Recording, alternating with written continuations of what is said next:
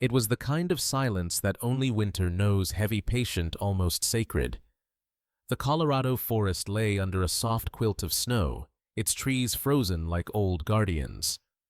The only sound came from a single cabin light flickering through the mist, and from within it, the faint strum of a guitar. Margaret Hayes, 68, played softly by the window. Her fingers trembled slightly, but the melody was steady, a tune she'd written for her late husband, one she played every morning at dawn. It was her way of keeping time, of reminding herself that life still had rhythm, even when everything else had grown quiet. Then she saw it, a movement at the edge of the trees. At first, she thought it was the wind brushing against the snowdrifts, but then 2 amber eyes caught the light. A gray wolf, thin, slow, its fur matted with frost, was standing in the clearing, staring at her. Margaret froze. Wolves weren't supposed to come this close. Not here, not this near to human scent. Yet the animal didn't snarl or move. It only tilted its head, listening.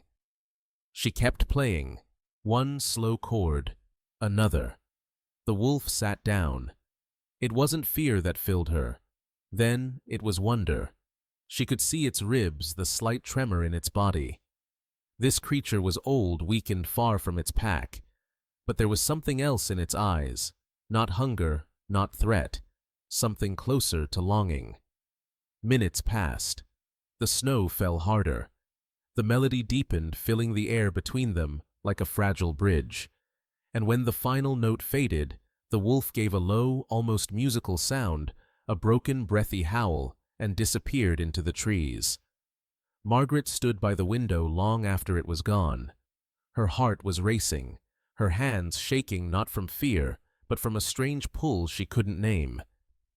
That night, as the wind swept through the forest, she thought she heard it again, the faint echo of that same howl. She whispered into the dark, "Who are you, old one?" No answer came, only silence, and the snow falling endlessly beyond her window. But she would see those eyes again. And what happened next would change both of their lives forever. Long before the old wolf appeared at her window, Margaret Hayes had already learned what loneliness sounded like. It was the hush that filled her cabin after the last phone call ended, the stillness between guitar chords, the quiet that lingered after saying goodbye to someone who would never return. She had moved to the mountains of northern Colorado 15 years ago, after her husband Daniel passed away. Together, they had dreamed of retiring somewhere remote, a place where the night sky still burned with stars and the wind carried no trace of traffic. When he was gone, she came anyway. Alone. Her cabin stood on the edge of a conservation corridor, a strip of protected forest that stretched between the Arapaho and Roosevelt National Forests, one of the regions chosen for Colorado's wolf reintroduction program. Each winter, she could hear the faint echoes of howls from far beyond the ridge, though she had never seen one up close. Margaret's days followed a steady rhythm. She woke with the sunrise, made tea, tended to her small greenhouse of herbs, and spent her afternoons playing the guitar that Daniel had built for her decades ago. Music was the only thing that seemed to keep the silence from swallowing her whole. She was not afraid of the forest. She knew its rules: to leave no food outside, to respect the wildlife that called it home, and to understand that sometimes the wild would come closer than expected. But the winter that brought the gray wolf to her porch was unlike any other.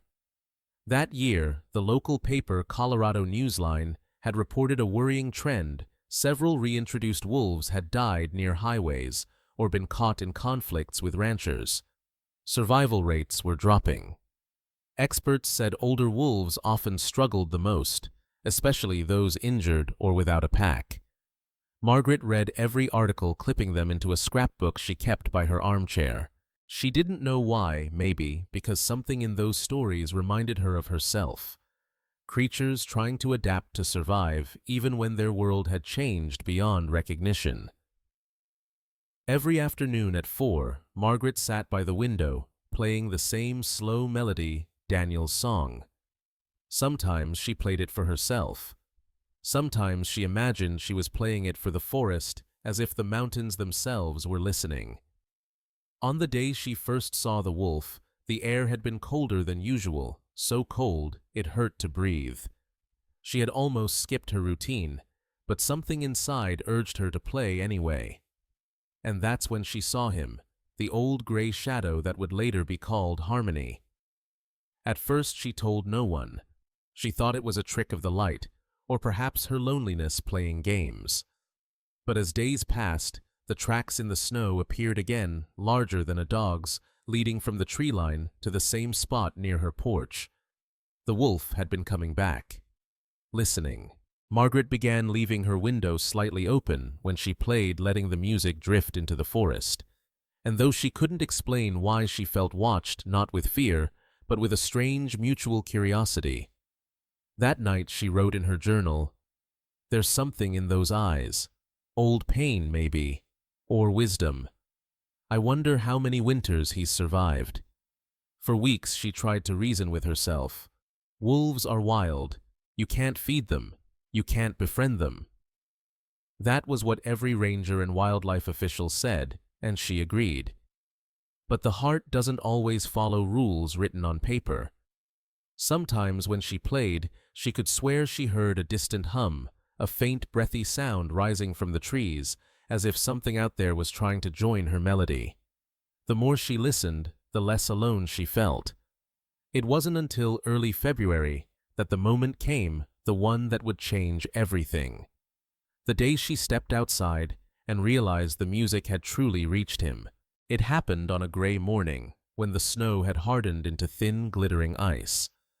Margaret had gone outside to collect firewood, the guitar melody from the night before still lingering in her mind. That was when she noticed it, a faint trail of red on the snow just beyond her garden fence. Her heart clenched. She followed the marks carefully, her boots crunching with each step, until she saw him, the old wolf, lying beneath the birch tree near the stream. His fur was dull, tangled, his ribs pressing against skin like brittle branches. He wasn't sleeping. He was surviving. Barely. For a long moment, they simply stared at each other. Two aging souls, both out of place, both carrying a kind of quiet exhaustion the world rarely notices. Margaret whispered softly, "You came back." The wolf's ear twitched, his breath shallow and ragged. She took a slow step forward, her instincts torn between fear and compassion. Every part of her remembered the warnings: never approach, never feed, never interfere. But there was something about the way he looked at her, not with the wild aggression she had imagined, but with something almost human surrender. She stopped 10 feet away. The silence between them was a thin thread. Margaret slowly set down her basket and took out a small piece of venison jerky she'd been saving. She placed it gently on the snow several meters away and then stepped back. The wolf didn't move. For a while he only watched her. Then, slowly, painfully, he crawled forward, his nose twitching. When he reached the food, he didn't devour it. He sniffed, licked once, and then turned his gaze back toward her, a look that held both gratitude and shame. He could barely chew. His teeth were shattered, some missing entirely. That was when she understood. He wasn't starving because he couldn't find prey. He was starving because he could no longer eat. Margaret spent that entire day watching from her porch. The wolf lingered near the stream, drinking melted snow, his body trembling. Each time she looked up from her window, he was there, weak but alert, always facing her cabin. That night she couldn't sleep. Her mind ran through every possibility. She couldn't call animal control, they might euthanize him. She couldn't ignore him, he would die within days. There had to be another way. By morning, she had made her choice. She called the Colorado Wolf Rescue and Conservation Center, a small facility she'd once donated to. The woman on the line, Jenna, listened carefully as Margaret described the situation. "Do not approach him directly," Jenna warned. If he's injured or old, we can send a team to assess from a distance. But you must not feed him more. It could change his behavior." Margaret agreed. But after hanging up, she stood by the window for a long time, watching Harmony. Yes, that was the name she'd already begun to whisper to herself, curl beneath the tree. She couldn't let him fade away. Not yet. So that evening, she did something she knew she shouldn't. She took her guitar and stepped outside. The first note trembled in the air, fragile and uncertain. Then another deeper, fuller. The wolf's body relaxed, his ears turning toward the sound. His eyes softened, half closing, as if the music carried him somewhere beyond hunger and pain. Margaret's fingers moved with purpose, not performance, not habit, but instinct. She played like someone praying. And then something miraculous happened. The wolf tilted his head back and let out a sound, low, wavering, almost broken. A howl that wasn't about dominance or territory, but connection. A conversation between strings and breath, between woman and wild. The moment lasted less than a minute, but to Margaret, it felt eternal. When the last chord faded, Harmony lay his head on the snow, eyes blinking slowly, and drifted into sleep. Margaret whispered, "Rest now, old one. You're safe." She turned back toward her cabin, the guitar still warm in her hands. Inside, she made a promise to do whatever it took to help him legally safely, but with heart. That night, the forest echoed with distant howls from other wolves, but she knew this one was different. This was a conversation only they had shared. The days that followed became a delicate rhythm, a silent pact between woman and wolf. Every dawn, Margaret checked the clearing by the birch tree. Sometimes she found Harmony sleeping, his fur rimed with frost. Other mornings, only paw prints remained proof that he still had enough strength to roam, at least for a while. She kept her distance just as the rescue center had instructed, but she also stayed watchful. Every small movement, every breath of wind in the snow felt charged with purpose. By the end of the week, 2 specialists arrived from the Colorado Wolf Rescue and Conservation Center. Jenna, the woman Margaret had spoken to on the phone, and Dr. Lopez, a wildlife veterinarian. They set up cameras at a distance, studying Harmony's movements. The footage revealed what Margaret already knew. The old wolf's jaw was damaged, likely from an old fracture that had healed poorly. "He's not aggressive," Dr. Lopez noted, scrolling through thermal images. "He's just tired. You can see how he sits, like he's conserving energy." Jenna nodded. "We'll tranquilize him tomorrow morning and assess the teeth.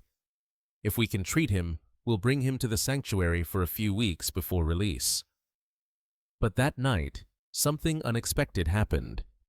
Margaret couldn't sleep, the soft hum of the rescue generator outside mixing with the distant rustle of wind. She sat by her window strumming quietly when she saw Harmony again, closer than before. The wolf was standing near her porch, head lowered as if listening. When she played, he stayed. When she stopped, he took a step forward, then another, before sitting down in the snow. Jenna whispered from behind, "He's responding to you. That's rare music, as a calming cue." Dr. Lopez smiled faintly. Maybe he recognizes the frequency. Or maybe he just recognizes kindness. At dawn, the rescue team set up a tranquilizer rifle. Margaret watched from her porch, heart pounding. She hated the idea of the dart, but knew it was necessary. A soft thwip. Harmony flinched, staggered, then sank slowly into the snow. Margaret rushed forward, but stopped at Jenna's signal. "Let us handle him." Dr. Lopez knelt beside the wolf-gloved hands, gentle.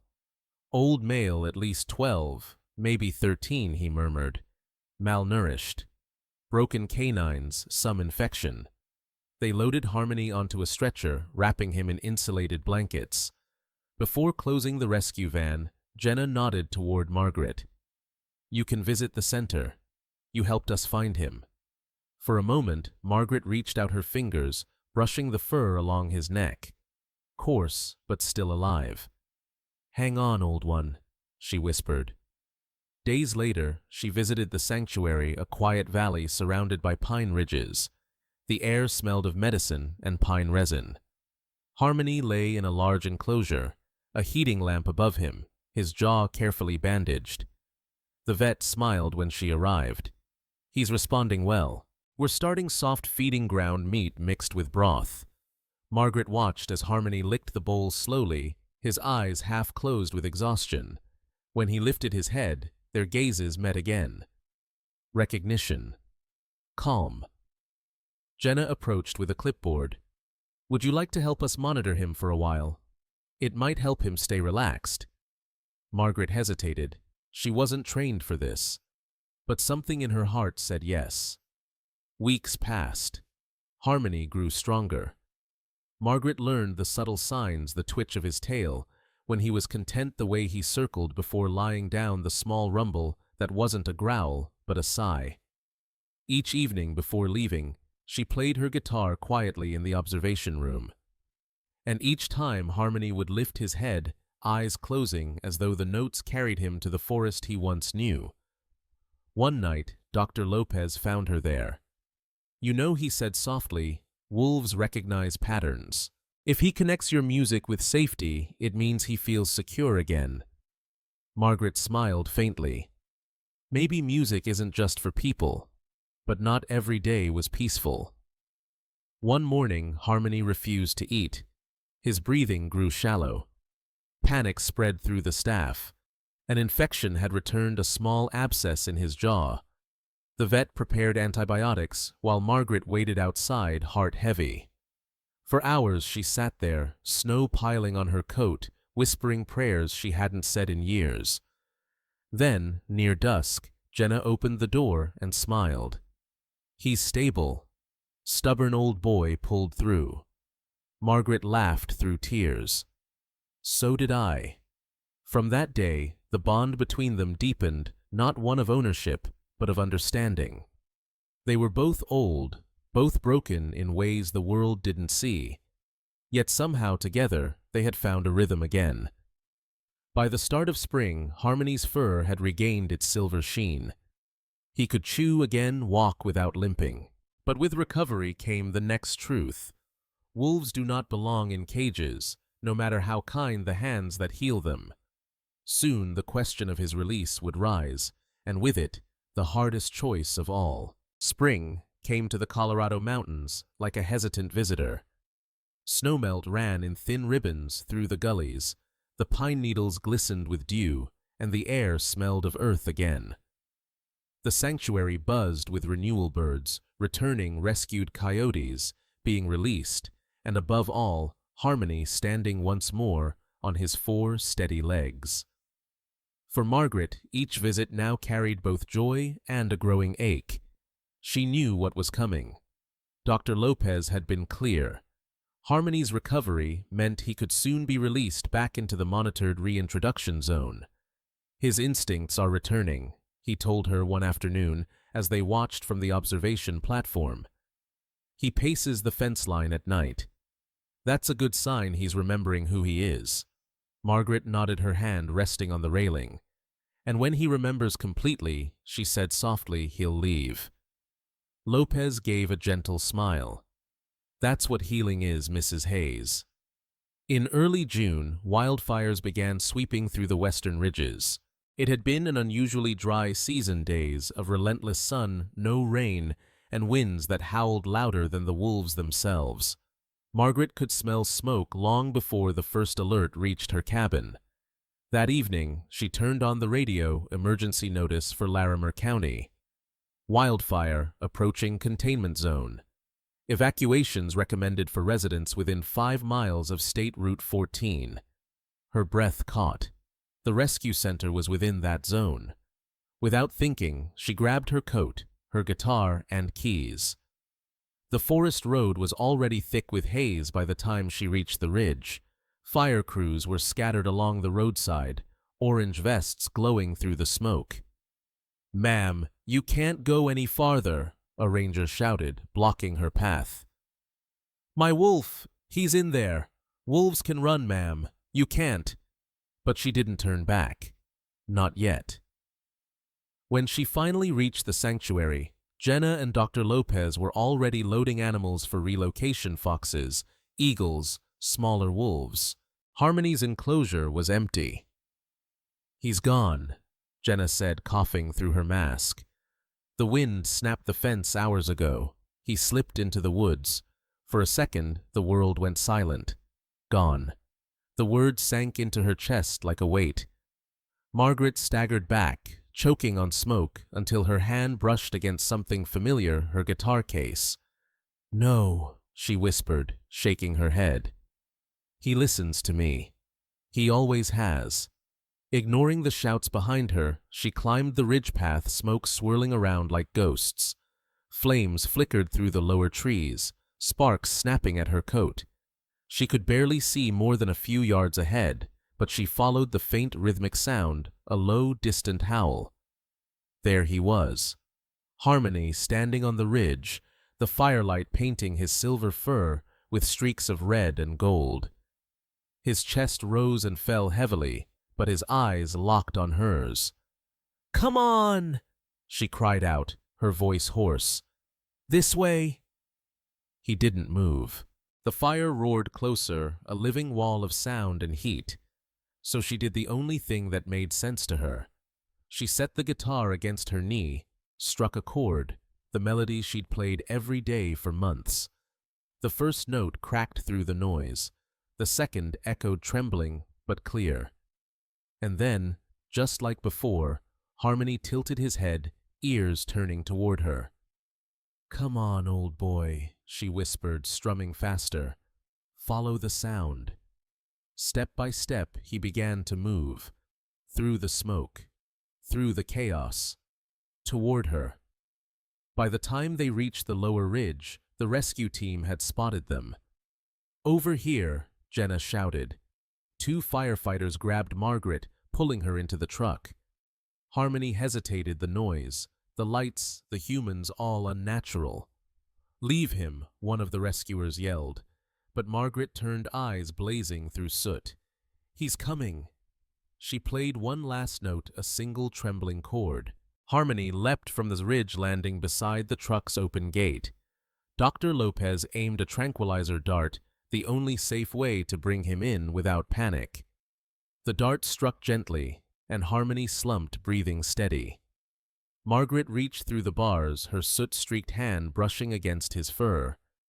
"You found the music again," she whispered. "You came home." Hours later, as dawn broke through the smoke, Margaret sat outside the temporary shelter. Her face was gray with ash, her clothes torn, but her eyes shone with quiet peace. Jenna sat beside her. "You saved him, you know." Margaret shook her head. "No, he saved me first." Inside the van, Harmony slept, heartbeat slow but strong. And for the first time in years, Margaret felt that same heartbeat inside her, steady, alive, in rhythm with something bigger than herself. The forest would burn and heal. So would they. That fire would later be known as the Willow Creek Blaze, a disaster that destroyed hundreds of acres, but somehow spared the sanctuary itself. For weeks, the headlines spoke of loss. But for Margaret and Harmony, it marked something else the moment they both walked through fire and found what it meant to survive again. When the smoke finally cleared and the fires died down, Colorado's mountains wore new scars, blackened ridges, melted pine cones. Silence where songbirds used to live. But amid the ash, life persisted. Grass pushed through soot. Streams ran clearer than ever. And somewhere in the recovery zone, Harmony slept beneath soft blankets inside a reinforced medical pen. Margaret visited every week, each time greeted by the same gentle ritual. A safety gate, a clipboard, a quiet nod from the staff. Harmony would lift his head when she arrived, slower, now older, but alive. "He's healing again," Dr. Lopez said. "But this time, we can't keep him here much longer." Margaret knew what that meant. Release. freedom, and the end of something beautiful she was never supposed to have. The rescue story made its way into local headlines. Elderly woman helps save wolf during wildfire evacuation. The photo of her soot-covered face beside the sedated wolf spread quickly across social media. At first, the responses were filled with admiration, messages about bravery, kindness, and the bond between human and nature. But soon the tone changed. A rancher from the nearby valley wrote, "That same wolf could kill my cattle. Why risk human lives for a predator?" Another comment read, "Feeding wild wolves only makes them dependent. This woman should have let nature take its course." Margaret didn't respond. She didn't have to. She'd already seen what nature could do and how fragile its balance truly was. Still, the attention brought consequences. 2 weeks later, an officer from Colorado Parks and Wildlife arrived at her cabin, clipboard in hand. "Mrs. Hayes," he said kindly, "we need to verify some details about your involvement. The wolf you encountered was part of a federally monitored reintroduction group. We have protocols to ensure minimal human imprinting." "I understand," she said. "I never meant to interfere. I just didn't want him to die." He sighed. "You did the right thing calling the rescue center, but these animals can't form attachments to people. It endangers them and you." Margaret nodded, though his words felt like small knives. How could she explain that it wasn't about ownership or taming? It was about recognition, two lives that had found each other at the edge of survival. Days turned into weeks, and the tension grew. A local council meeting was held to discuss the impact of reintroduced wolves after the wildfire. Margaret attended, sitting quietly in the back row. A rancher stood first. "They're multiplying faster than we can handle. Every time you save one, 3 more come down the ridge." A conservationist replied, "They're not the problem, we are. We've taken their land. The wolves are only reclaiming what was theirs." Voices rose sharp and emotional. When Margaret finally stood, the room fell silent. "I'm not here to argue about wolves," she said softly. "I just want you to know that one of them, an old one, listened to music when he was dying. He didn't attack. He didn't snarl. He listened." Her words didn't end the debate, but they softened it. For a brief moment, people stopped shouting. They just listened. After that, the rescue center called her back. "Mrs. Hayes." Jenna said over the phone, "Harmony is ready. His teeth have healed completely, and he's regained healthy weight. But before we move him to the release site, we thought you might want to see him one last time." Margaret's hand trembled around the receiver. "One last time," she repeated, her voice barely above a whisper. When she arrived, the staff greeted her with quiet respect. No cameras, this time. No reporters, just the steady hum of wind through the pines. Harmony stood inside the pre-release pen, the same amber eyes fixed on her. "You remember me," she said softly, resting her hand on the fence. The wolf tilted his head, that same familiar gesture that had started it all. Dr. Lopez approached. "He's ready, Margaret. The fire line's healed, and the others from his monitoring group are already back in the wild. He'll have a chance to rejoin them." She nodded, swallowing hard. "Does he have a tracking collar?" "Yes, and it'll transmit his location for the next 2 years." She smiled faintly. "Then I'll still know he's out there. That's enough." Outside the gate, Margaret paused and looked back one last time. Harmony's silhouette stood still, framed by trees. No music this time. Only wind, only memory. And yet, as she turned to leave, a low, familiar sound carried through the valley, a single rough-edged howl that faded into the distance. It wasn't goodbye, it was recognition. The morning of Harmony's release began with the kind of silence that feels sacred. No wind, no birds, just the slow, patient hum of the earth. The sanctuary gates stood open. The rescue truck parked nearby, its rear doors gleaming under a pale sunrise. Margaret stood beside Dr. Lopez and Jenna, her gloved hands resting on the guitar case she hadn't opened since the fire.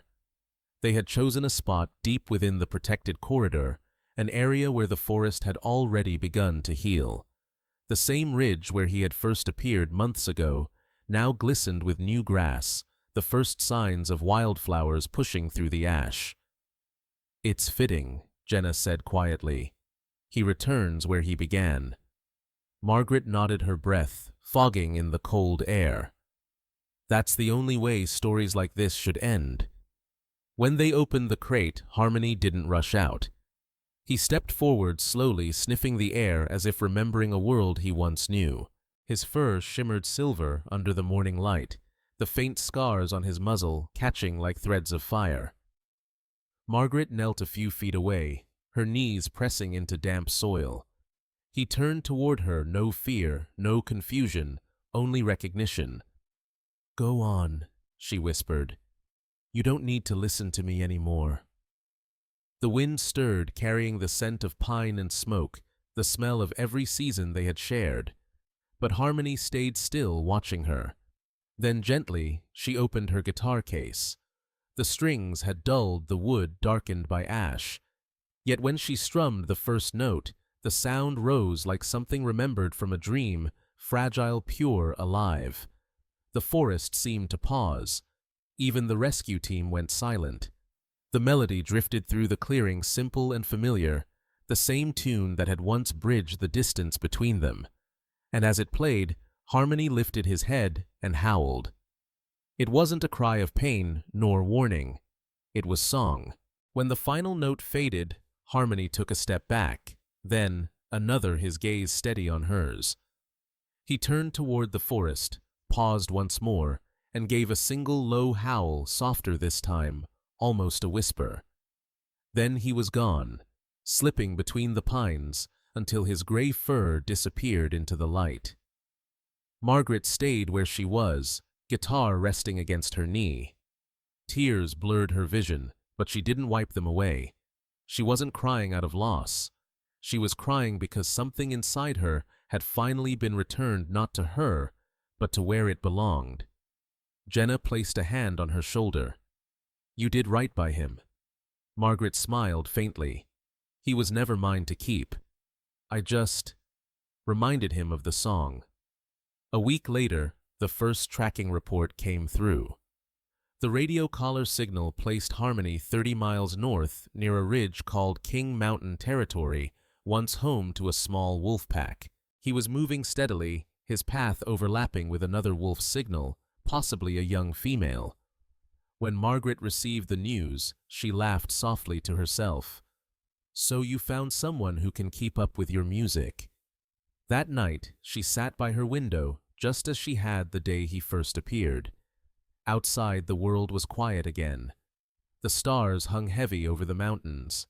She reached for her guitar and played the same song, not for him this time, but for everything he represented. And somewhere far away, echoing faintly through the night air, came a distant answer, a howl rolling down from the ridges, caught by the wind, and carried toward her home. Her hands paused mid-chord. She closed her eyes and smiled. That night, the forest was alive again, not with noise, but with harmony. Not every goodbye is an ending. Sometimes it's a song that keeps playing even after the strings fall silent. Summer melted gently into autumn, and the mountains of Colorado glowed again, gold aspens, crisp air, long shadows sweeping over the ridges. The land was healing, just as those who had survived the fire were. Margaret's cabin had changed too. The porch was repaired, the greenhouse replanted. On the wall beside her window hung a single framed photograph, a still image taken from the sanctuary camera. Harmony, lying in the snow, eyes half closed, listening to her music. She didn't need anything more. Each morning, she brewed her tea, fed the blue jays that visited her railing, and checked the sanctuary newsletter on her tablet. That was how she followed Harmony's path. small red dots moving across a digital map tracing the wolf's slow journey north. King Mountain Pack sighted again, one update read. Old male with healed jaw observed hunting alongside younger pair. She smiled. "That's you, old boy," she whispered. "Still playing your song." As the months passed, visitors began writing letters to her, strangers who had seen her story in the papers. One came from a school teacher in Fort Collins. "My students watched your video with the rescue team. They asked if wolves really understand music." Another from a young ranger. "Your wolf changed how people here think. We're calling our new observation post Harmony Ridge." Margaret read each letter slowly, carefully placing them in a small box by her bedside. Not because she liked attention, but because they proved that the connection she and Harmony had shared hadn't vanished. It had multiplied. She thought often about what Dr. Lopez had said. Healing means remembering who you are. Maybe that applied to people too. One evening, as the first snow of the new winter began to fall, Margaret picked up her guitar again. Her fingers were slower now, the strings colder, but the melody still came. She played the song not as a farewell, but as a thank you. Thank you for reminding her that life still had rhythm, that even old hands could make something beautiful, that love, even for a wild creature, could outlast distance and time. As the last note faded, she stepped onto the porch. The forest stretched endlessly before her, bathed in silver moonlight.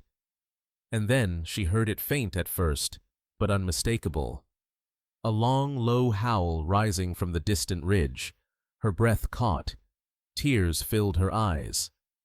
"Good night, Harmony," she whispered.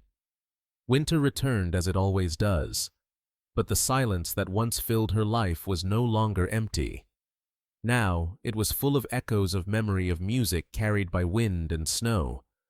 Sometimes when the nights grew long, she thought about how fragile the line is between the wild and the human, how easily fear builds fences, and how rarely we see what's on the other side. Harmony had taught her that those boundaries could bend, not through control, but through respect, through patience, through listening. And maybe that was the lesson the forest was always trying to teach. On her last visit to the sanctuary that year, Margaret left a note at the reception desk. It read, "For the next wolf who forgets how to be wild, play him a song. Maybe he'll remember."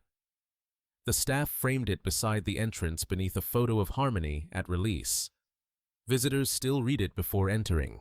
Some even pause and smile, as if the air itself still hums with faint guitar strings and a wolf's answering song. Because in a way, it does. Not every story about wolves is about fear. Some are about grace, the quiet kind that arrives uninvited and changes how you see the world. Harmony was never meant to be a pet or a symbol or a miracle. He was simply himself, a creature who had lived long enough to know pain and yet still listened when the world offered him music. And maybe that's the real message hidden inside his howl, that wildness and kindness aren't opposites. They're parts of the same song played in different keys. We live in a world that moves fast, that forgets easily. But the story of one old wolf and one older woman reminds us that compassion doesn't have an expiration date, that even in the wild, empathy has a place. When we learn to see animals not as threats or trophies, but as neighbors, something shifts. Fear turns into understanding. Distance becomes connection. And what once divided us, the fence, the fear, the law, becomes a bridge of respect. The Colorado Reintroduction Program was never just about returning wolves to the land. It was about returning balance to ecosystems, to people, to memory. Because where the howl returns, the forest breathes again. Margaret Hayes never sought attention, yet her story became a quiet anthem, proof that small acts of care can echo far beyond a single life. She didn't change laws or lead campaigns. She simply listened, and in doing so, reminded everyone else to do the same.